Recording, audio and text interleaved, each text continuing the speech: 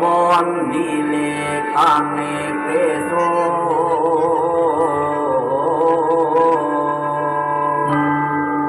เวสสุวรรณโนชัยมังคลามหาสิริมังคเลสาเทพพร้อมอาภมเป็นบรมกุมพันกาเขาอยู่ทากันบอนเขาอยู่คนคอนอีสานราชธานีเป็นเขาเน่าอยู่ที่อุดรผ่อนพวงเขตเมืองสวรรค์สันฟ้าจาตุมหาราชิกาบอนทิพรเป็นองค์จอมเท้าจัตุโลกบาลทั้งสี่อันมีท้าวเวสสุวรรณเป็นใจเขาผู้ข่าวายย่อใส่เกาลิงลำผู้บำเพ็ญทำเพียรสร้างกองเขาบารมีได้เป็นสีมันเมืองสวรรค์คุ้มควงขาจักย่อมาลาดวงอันประเสริฐรูปเทียนพร้อมลำเลิศยอดแหลมเดาด่าแย้งแบ่งขายอขันแปดย่อใส่เก่าขันหาเท่าวางเสียนเวียนขาบ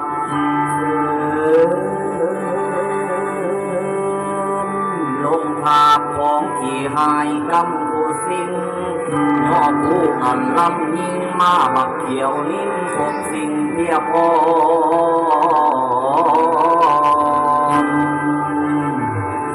ข้าถวยน้องสักกาวา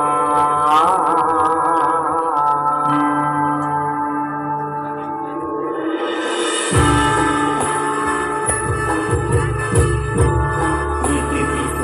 ภะคะวายัมมาราชาโนท้าวเวสสุวรรณโน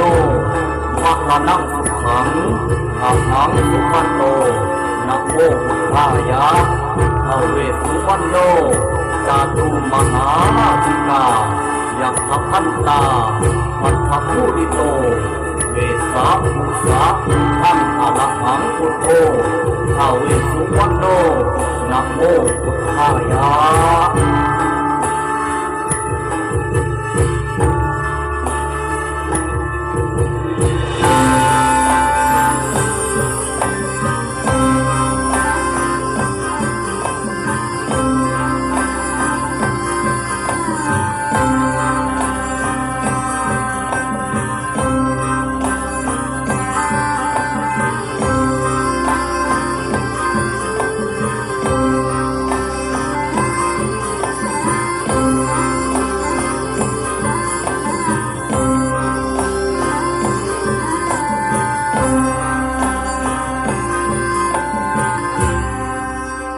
ว่า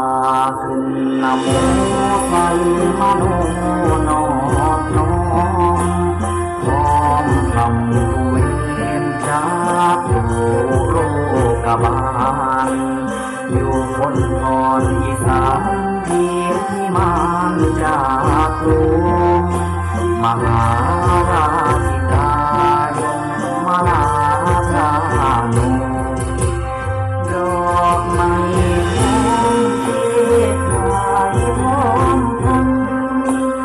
สักการะทำนำทางอุเบกขายืนมาลาโยนด้วยศรัทธายาเวสสุวรรณพันตนกาแก่ขอยอดทำทรงเจมผู้แห่งบุญดอกน้ำทางขอยอดทำทรงเจมดอกน้ำทางเป็นบุญพลาดาราโตเต็มแต้มเอสีบาลมีคุ้มไทยขอให้ยังกระมง